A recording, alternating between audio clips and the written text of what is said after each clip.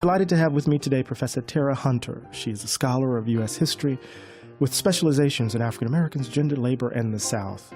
Her first book, A Tour de Force, To Joy My Freedom, Southern Black Women's Lives and Labors After the Civil War, is an extraordinary exploration of the lives of newly emancipated black women who made their way to Atlanta and through their labor, however constrained, contributed mightily to the African American struggle for freedom and justice in this country.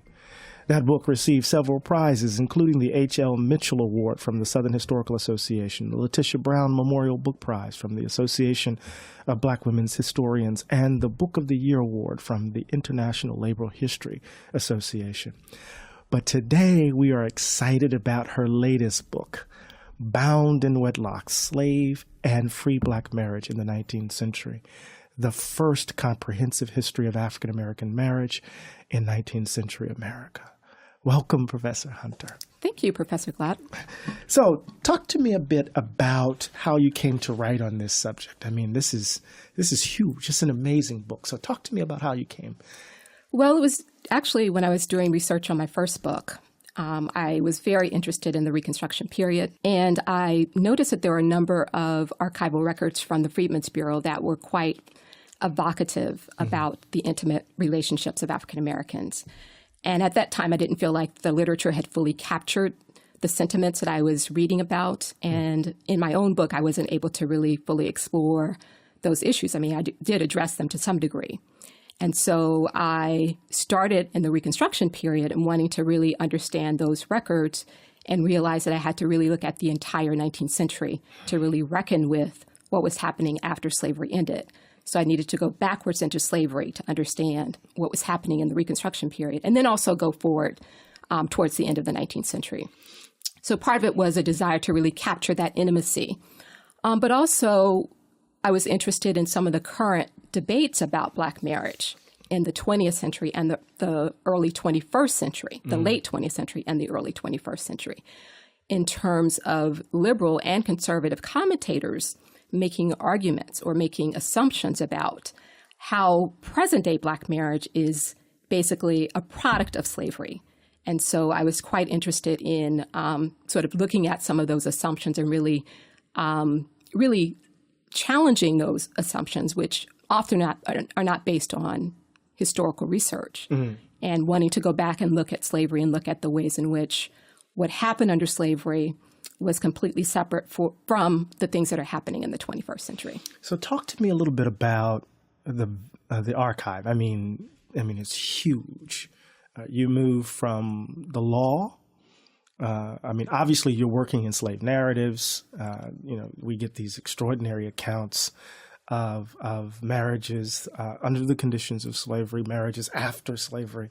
You use the WPA narratives, of course, but the law records. You're in the census records, and one of the more, for at least for me, interesting moments is your use of the Civil War pension files. Talk a little bit about how you manage such a vast archive over the course of 100 years, right. in the 19th century. Exactly. So this was my biggest challenge, actually, and it's very different from my first book, where I was dealing with the scarcity of sources. Yeah. And with this book, it's just the opposite. There's an abundance of sources, and those sources grew over time, especially with sources being digitized and then made available online. So the longer I worked on this project, the more challenging it became. So it's both a blessing and a curse in that I had so many sources to work with. I mean, you mentioned the slave narratives. Virtually all of the narratives have been published. They're online. They're easily accessible. Then we have the WPA interviews from the 1930s. Those are, many, many volumes long of interviews with ex-slaves. We have many legal cases in the antebellum period and the postbellum period at the end of the 19th century.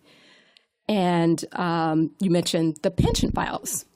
Those are among the richest, but also the most complicated. First, in accessing them in the National Archives, there's a whole ritual that you have to go through because they're very popular sources and genealogists find them very interesting. So you're kind of limited when you go in the archives to how many you can look at a time. But the records themselves are so rich. They're worth every bit of time and energy that you put into them. So one of the things that's really nice about these are basically the the pension files of Civil War widows of soldiers. Right. And they received benefits basically for having been married to soldiers. And for African Americans, Congress basically allowed them to document their marriages by bringing in people to testify about their relationships. And so as a result of that, you get people that knew these widows during the period of slavery coming in and basically telling the story of their marriages to these soldiers. And so as a result of that, we get a very rich repository of records about their marriages under slavery. Mm-hmm. But what's also interesting is that once they received the pensions, in order to maintain the pensions, they also had to remain unmarried. Right. And so if they were not allowed to cohabit with men, they were not allowed to remarry. Some of them did anyway.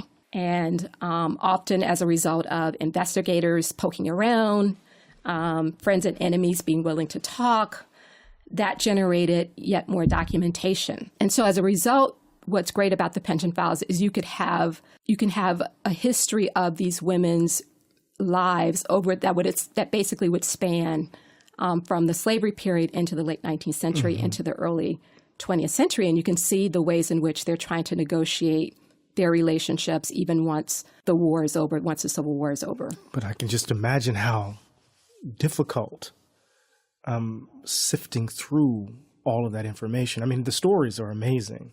So you define marriage in Bound and Wedlock as to encompass committed conjugal relationships, whether legal or not, monogamous, bigamous, polygamous, or serial. And it's a rather broad definition. Now, when you read the book, you kind of see why. But talk a little bit about how you came to that understanding of marriage as you were talking about writing about the 19th century.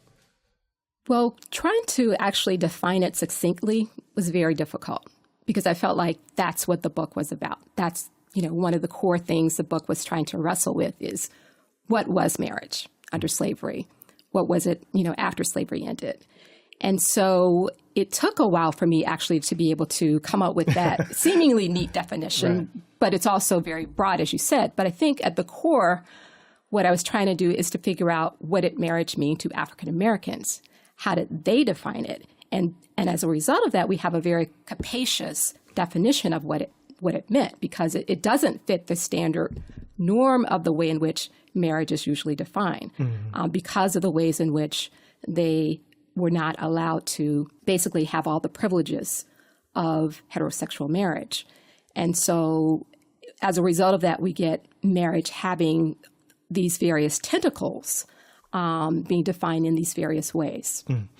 So there's this sense, there's this wonderful line where you write, it's not a marriage respected by law, but a kind of marriage in the heart. Because the material conditions under which these committed relationships came to be or challenging, at least, to put it mildly, right? So even in the context of slavery and in the context of the war, in the context of Reconstruction, and even the latter part of the 19th century, marriage is, you write about marriage in a way where you force the reader to keep track of the material conditions under which these committed relationships take shape, are formed. And slavery plays an important part of the story, although you don't want to make a causal claim that the state of marriage in 2017 in Black America is somehow indebted to what happened in slavery. But there's something about the conditions under which those committed relationships took shape in slavery that kind of redounds across the period. So tell me tell the listeners about what's distinctive about these committed relationships under the conditions of slavery. Well, I like the fact that you first started with affect and the heart, because that's where I began. That's where I began to think about these relationships, because so often we don't see that affect. We don't hear African Americans speaking in their own words about their love and their affection for one another. And some of those early documents that I read I was actually really struck too about men and the way men saw these relationships. So we often talk about, women's affect, but really do we talk about men's affect? So that's one thing I really wanted to capture was how do husbands and wives see each other? How do they feel about each other? You even begin with your great paternal parents, right? I mean, your paternal great parent, Ellen Morrison and Moses Hunter. Right. Right, as a way of kind of bringing this home. It's Right. not just simply an abstract question. Right. So this, yeah, okay.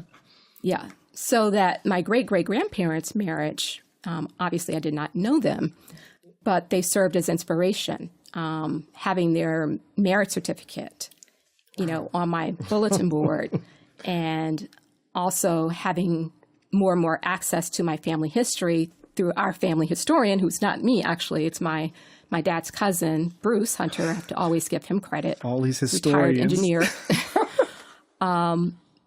But getting more information about those earlier ancestors and understanding how much they are evocative. The kind of struggles that they face are really evocative of this larger story that I was trying to tell was very, very much inspirational. So I was really struck by the discussion or the story around Dred Scott and Harriet Robinson. We typically think about Dred Scott at that horrible moment, right? But we don't know that there's this love, the complex intimacy, to use your phrase, that's at the heart of the case. Talk a little bit about that. Yeah, so we tend to think about the case in terms of the denial of citizenship rights. Obviously, that is really the most important thing about the case. It's one of the most important Supreme Court decisions in U.S. history. But at the heart of that case was, again, a story of love, of family love, of marital love. Harriet and Dred were actually married in the free territory, and it's one of the ways in which they were claiming their freedom, because Harriet's master, who was actually a justice of the peace, married them in this free territory. And if you read what he wrote about these two people in his diary, it suggests that when he married them, he actually expected them to be free as a result of that marriage.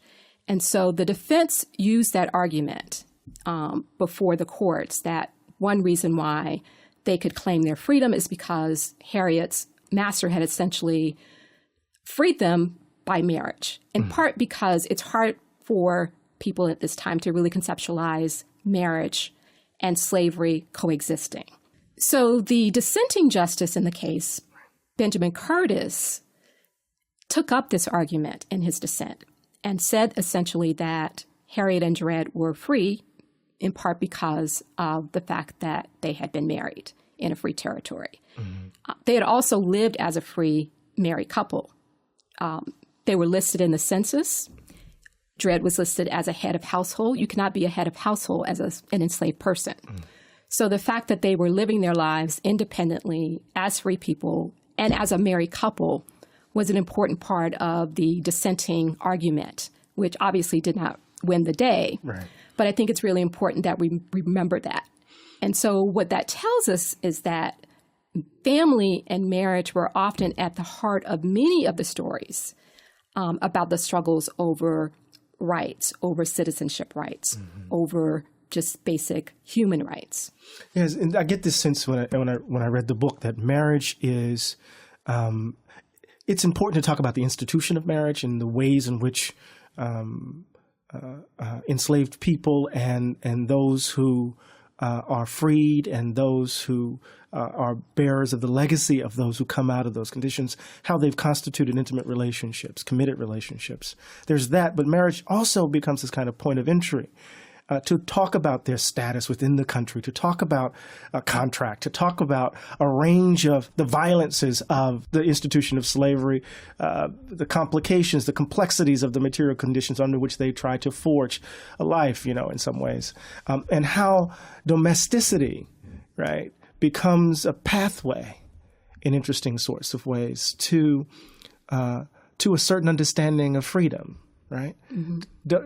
So marriage carries a burden in the text that isn't just simply about looking at these relationships, right? It's actually pointing us to a broad canvas. So combine that with the archive, oh my goodness, you get a sense of the scope of the book in some way. So again, I want to go back to a question that we talked about a bit, but we didn't kind of stick with it. And that is the kind of peculiar challenges of what it meant to have a committed relationship in the context of slavery, in this, within this relation of domination, from, kind of paternal connections cut off to, descending and ascending generations caught up within the institution. So talk to me a bit about what it meant for men and women to try to be in a committed conjugal relationship under such conditions. Well, I think the most difficult part was the caprice, that slaves could never predict, what would happen next with their relationships. To what extent would masters respect those relationships? To what extent would they not? At what point might they be separated? And they were often separated in their prime years, which was often early in their marriages because they're also prime workers at that point and prime reproducers. Right. So that was the biggest challenge, the threat of separation, but also the threat of violation, of sexual violation of women especially. That was a constant threat. That third flesh, right. The intervention of the third flesh, which I called how the master basically intervenes into a relationship. So under Christian norms and thinking, we think about two flesh combining into one. And so I talk about the introduction of the third flesh, how the master basically intervenes in the brilliant relationships of slaves. So that's another violation that slaves were up against. And the second middle passage, it's such an important moment in the text. Talk a little bit about the second middle passage and its impact on these committed relationships. Right. So the second middle passage is an important turning point in slavery in general. We have the shift from the eastern seaboard states towards the Southwest as a result of cotton plantations being built and becoming dominant in the Southern economy and therefore the American economy. And as a result of that shift, slaves are being separated from their families. They're being torn apart. They're being sent to the plantations in Mississippi and Louisiana in the early decades of the 19th century. And so that becomes a really important moment for African Americans to once again be put in the position of having to face separations, but also then face ways of reconstituting and rebuilding their relationships. They've already undergone that process earlier in their history, going back to the first middle passage when Africans were brought over to what became the United States, and they had to reconstitute their families under the conditions of slavery in that context. This is one of the first instances when you in the book when you introduce those moments where someone may have married someone else. That relationship was the caprice disrupted. Someone sold. Then they find themselves in a different context and having to remarry again if they fall in love or being forced in some ways to reproduce. And then what that means for the very idea of marriage, right, under these conditions, right?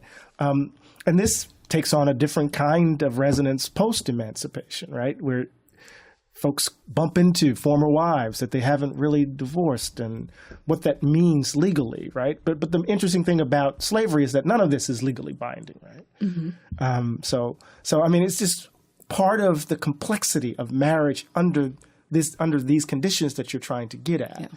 One of the things that I wanted to talk with you about and want to get your thinking about is the nature of public and private distinctions that are often marked by the notion of marriage. You quote Nancy Cott really quickly in the text. You said that marriage designs the architecture of the private life, right?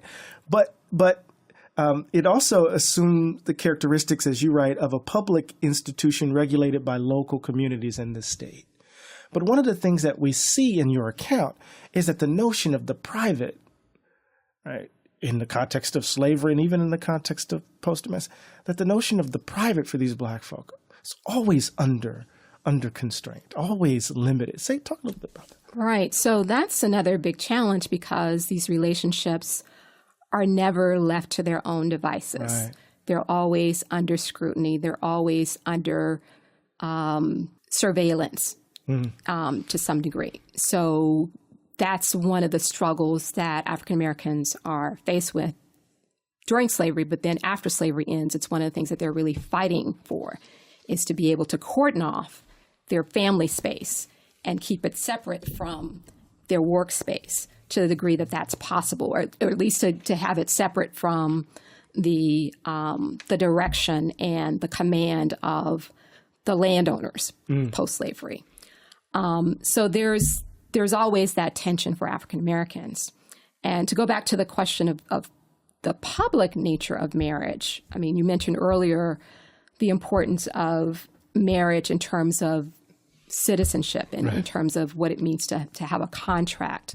And so we've always associated marriage with certain ideas about what it means to belong to the nation, right? So marriage is deeply connected to being considered basically a sovereign person, having the ability to form a relationship with another sovereign person.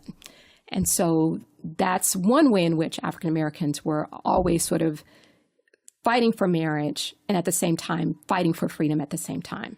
So this makes, again, to talk about marriage in the 19th century is not just simply talking about, right, these intimate relationships, how complex they are. You use these wonderful phrases like complex intimacies, gradations of intimacies, the denigration of intimacy and love. But it's really pointing to something not necessarily broader or bigger, but it's a point of entry to thinking about how we find our feet in this place. Right. Mm-hmm. How the very notion of belonging or attachment, national attachment, is evidenced here.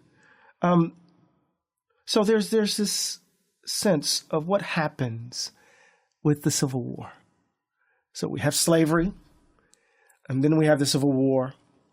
You have these this contraband making their way into Northern Union Army camps, and how they're dealt with. And how many of them decide, you use this wonderful phrase, marriage under the flag.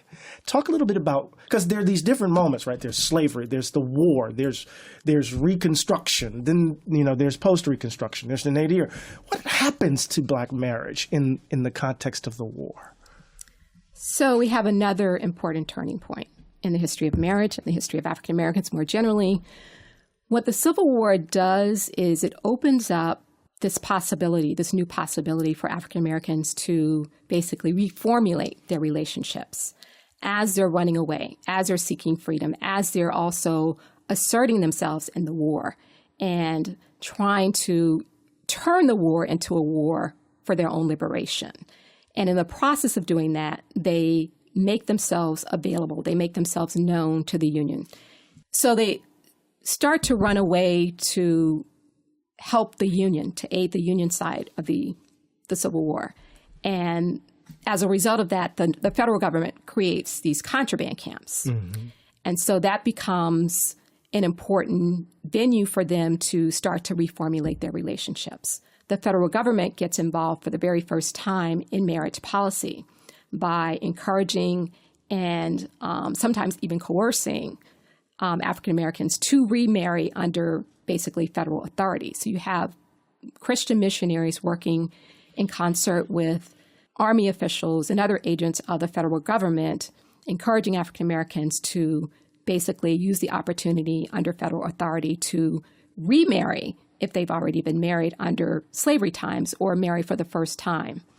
And so that's one entree point into marriage rights for African Americans. But you also seem to, unless I misread it, there's a sense of deep suspicion on the part of some, because it seems like there's an underlying motivation that has everything to do to create more efficient, how one could say, efficient entree into paid labor, right? In some ways, right? In terms of how marriage will enable them to work better, exactly, or more efficiently, right? And so marriage means many things, and people are enthusiastically embracing it. But then there are also some who want to maintain their relationships as they are, to maintain that flexibility and not have the law involved in their relationship. Right. So that's also going on. You also have the federal government involved in these free labor experiments on confiscated plantations. And marriage then becomes a policy. And marriage is seen as instrumental on the part of the federal government. It's a way of basically creating a stable workforce, of creating a kind of monogamous sex ethic, of basically training these fugitive slaves how to become American citizens. And so the federal government sees it as a way to usher in these future citizens into the body politic and also cultivate a new labor force under the conditions of freedom. Now, in the context of slavery, we know that certain gender norms are kind of evident, right, in the various ways in which Black men and Black women are figured within that relation of domination. Women's wombs are sites of capital accumulation. They're reproductive labor, right? It enables, quote unquote, white masters to make money off of their ability to produce children. And they're working like men or as men, right? In some ways, to use Hortense Spiller's language, they're degendered in certain ways. And then in the context of this marriage, in the context of the Civil War, do we see kind of an attempt to reassert gender norms, right, through a discourse of respectability, kind of allowing men to lord over their households? You talk about coverture in this context, and even it gets even more complex in the era of Reconstruction. Talk a little bit about how patriarchal norms are being instituted. Gender norms are being solidified and constituted in the midst of this effort to produce citizens among these folks. Am I getting it right, or am I confused? Yes. I mean, I think there's something that's going on from the top down in terms of basically outside interests trying to recreate these family relationships, under the context of freedom. And that process begins during the Civil War. So there's a very strong effort on the part of Christian missionaries, again, federal agents, to inculcate dominant norms about gender. So one of the things about gender that becomes evident during the Civil War is how men become citizens by virtue of serving as soldiers, by virtue of working as civilian workers on behalf of the Union Army, whereas women enter into citizenship as wives. Right. So that becomes a really profound difference in the way gender is getting reconfigured in the context of the Civil War for African Americans. Yeah, and there's this wonderful line. I keep saying wonderful. The book is so amazing, Tera, on so many different levels. You said, you write on page 298, slave society had benefited from not allowing slaves to marry, and free society would now punish the reverse, despite the impossibilities of undoing the entanglements it formerly commanded. So we have intimate relationships, committed relationships constituted under the relation of domination, that is slavery, marked by precarity and caprice, right? Not knowing what could happen, and in some ways overdetermined by the economic mandate of the relation of slavery, right? And then we have the Civil War. The Civil War turns out to be this fight over slavery. African Americans enter into it. They see a pathway to freedom. Domesticity becomes this space in which this happens, and there's a sense not only that they can assert a sense of sovereignty over themselves, but Black men, with the aid of the state, assert sovereignty over Black women. And then there's the way in which the state then polices, right, Black intimacy, right, by using laws on the books to punish, right, Black intimate relationships, right, for not in some ways looking like what is legally sanctioned, right? Talk a little bit about this perverse reversal where suddenly marriage becomes an instrument of discipline and punish. Right. So it's definitely one of the bizarre ironies in African American history that for so long, African Americans were denied basically all the rights and privileges of marriage. And then after the war is over, after slavery has ended, you have new laws being passed basically to safeguard their relationships.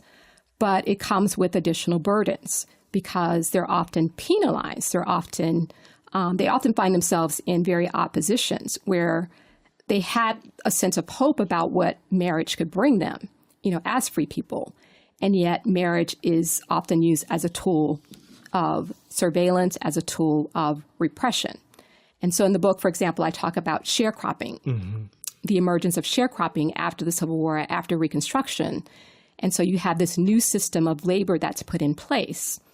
And so one way of policing African Americans is to basically confine their relationships to one particular type. So under slavery, African Americans define family in very broad terms. They have very broad notions of what it means to be kin.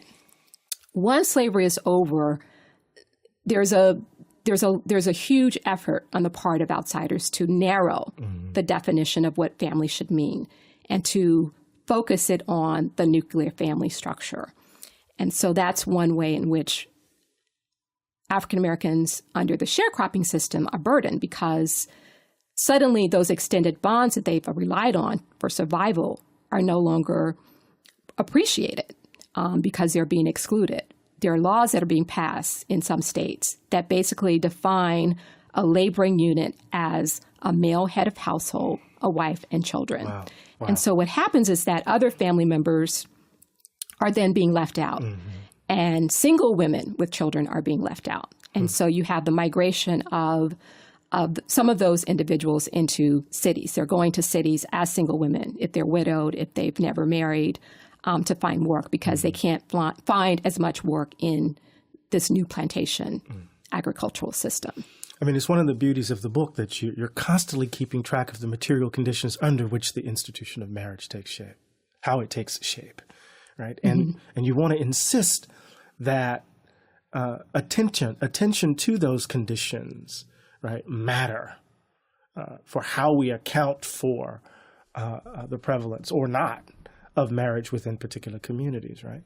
And as you tell this story, from the horrors of slavery to the tragedy that is Civil War, that is the Civil War, to the broken promise that is Reconstruction, to the nadir, what we see is that in spite of all of this, that folk are in some ways engaged in matters of the heart. They're still, right, trying to build family units. They're still trying to live lives together. And so you give us the startling data about marriage, right?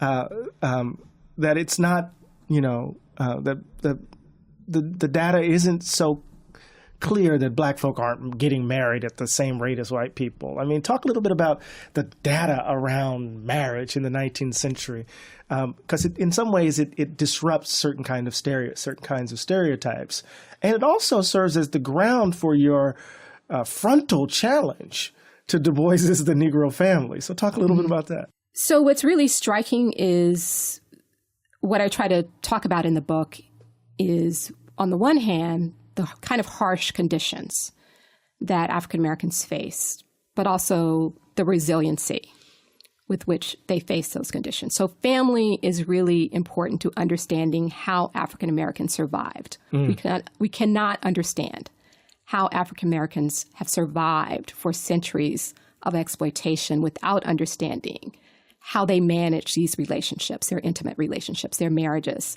and their larger familiar relationships. So that's really one of the core arguments that I try to make in the book. And what the data shows is that they did that quite well. By the end of the 19th century, marriage is nearly universal among African Americans. Wow. So part of that has to do with the fact that marriage and agricultural work are very closely tied together. So most African Americans are agricultural people. Marriage is very important to the kind of interdependent nature of the work involved in agricultural production. So that's part of it. But on the whole, what we see is most adult African Americans are marrying. So they're marrying at slightly higher rates than whites, but they're also remarrying quite a bit. This is serial relationships you're Right. talking So about. Yeah. there's a propensity to not only marry, but there's also a propensity to remarry. Once relationships end, for whatever reason, separations, divorces, death, they tend to move on. Mm-hmm. Sometimes they're formalizing those relationships as legal marriages. Sometimes they're not. So over the course of an individual person's lifespan, they may have entered a number of multiple kinds of relationships, including legal marriage or informal relationships. And so towards the end of the book, I take a look at the data that Du Bois produced under the Negro American Family publication. You took his kneecaps out. Well, I mean, what's striking to me about that book is how his own data says one thing. His arguments say something quite different. Yeah. So the data suggests what I just said in terms of how African Americans are actually marrying overwhelmingly, as adults. Mm. And they're marrying slightly ahead of whites. But the arguments that Du Bois is making and others are making at that time is that there's a crisis among African Americans, and that the crisis is a product of slavery, and that the family has been destroyed under slavery, and therefore the family is suffering under freedom. He argues that there is progress that's being made post-emancipation, but he still believed that there was a crisis going on. So that crisis is not consistent with the data in his tables, where he shows there's no statistical difference, essentially, between Black marriage rates and white marriage rates in the 1880s, 1890s, 1900s. Those racial disparities would come much later in the 20th century. And I picked that up in the epilogue. Yes, you do. Let's make the turn, because, we entered the 20th century predominantly rural. We left it predominantly urban. You make the claim that by 1940s, you don't make the claim, you argue it and convincingly that by the 1940s, we begin to see a decline in marriage rates. And it makes sense, and given the arc of the book, that these economic and material conditions impact marriage in each of these moments, right? So as we begin to see the forces of urbanization and modernization impact Black folk as we're moving into cities, not just into the northern cities, but moving into cities, whether it's from my hometown of Moss Point to Mobile, from Mobile to Memphis, from Memphis to Chicago, or Jackson as opposed to Mobile. We're beginning to see that it has an impact, right? And so it's a cautionary tale in some ways that the line of argument from Du Bois to E. Franklin Frazier to Moynihan isn't quite right to account for the decline. Say a little bit more about that. Right. So urbanization, migration are really important forces in dramatically changing the fortunes of Black marital rates. It's in the 1940s that we start to see marriage rates for African Americans going down, whereas marriage rates for white Americans are actually going up. Part of that has to do with conditions that African Americans are facing. Mm-hmm. Part of it also has to do with benefits and privileges that white Americans are gaining. So the GI Bill is very important in this period in helping to basically encourage those returning veterans to marry. And that's part of what it was designed to do, is to get those veterans settled into civilian life once again, to get them through, education, loans for education, for mortgages for houses, for businesses, loans for businesses, to get them basically to be married, settled men. That program has had a profound effect on American society and the American economy. African Americans didn't benefit as much from that program because of racial discrimination. Right.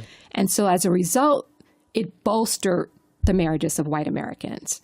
And African American marriages began to decline, also because of some devastating things that were happening in the economy. So you have permanent unemployment happening for African Americans. For the very first time in American history, African Americans are being thrown out of the economy. Mm-hmm.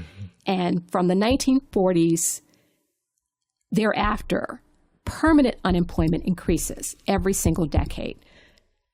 So it's important to note that marriage rates and employment rates are closely correlated for every racial group. And sociologists have traced this as far back as there is data. When the economy is good, marriage tends to go up. When the economy is not so good, marriage rates tend to decline. And so African Americans are suffering from that permanent unemployment. And then you have with that the impact of premature deaths from homicides, from disease. That's having a big blow, especially on Black men. And so there's a kind of sex ratio disparity. And then you also have mass incarceration. Yeah. So the combination of all of those forces are helping to push marriage rates down more dramatically for African Americans. Now, keep in mind, marriage rates are also declining overall in Western industrial societies. But there's a dramatic difference for African Americans. So it becomes almost an ideological obfuscation when people try to account for declining rates of marriage among Black folk by appealing to slavery as the reason why X, Y, and Z evidences itself now, when in fact, contemporary material conditions, these extant economic realities, are impacting the life, the ways in which African Americans constitute intimate relationships. So it's almost a kind of way of diverting our attention from permanent unemployment, divert our attention from mass incarceration and the like. Even though we can see elements to actually make the causal argument, is to in some ways turn a blind eye to what's actually happening around us. But there's this other point, as we come to a close, this other moment where your story of marriage affords you a moment to give advice to those who hang a lot on its political implications. And you say something to LGBTQ folk who are organizing around same-sex marriage. You want to talk to them about, you give them some advice. What sort of advice are you giving? Well, I would say that I'm giving other people advice. Or it's a cautionary tale. Well, I think there is a cautionary tale. And other scholars, I wouldn't take credit for this, other scholars have talked about this. What does it mean for a group of people to be enfranchised, right? And to achieve that enfranchisement. And then once it's achieved, what kind of results does it produce? And so I think there are parallels between marriage equality for the LGBTQ community and marriage equality for African Americans, in the sense that for LGBTQ people, let's just say, we still don't have anti-discrimination laws for people with respect to sexuality in employment. And we've achieved marriage equality, which is wonderful. But I think what the lesson that African-American marriage shows is what, in the end, will marriage do for you, right? How far can you go? Even though it's important, even though it's supremely important, how far can marriage and the rights to marriage take you in terms of changing your material conditions and giving you all the rights of citizenship that you deserve? Well, with that, we'll let that be the last word. Thank you so much for joining us for this discussion today. I would like to thank the amazing Professor Tera Hunter for joining me in this conversation.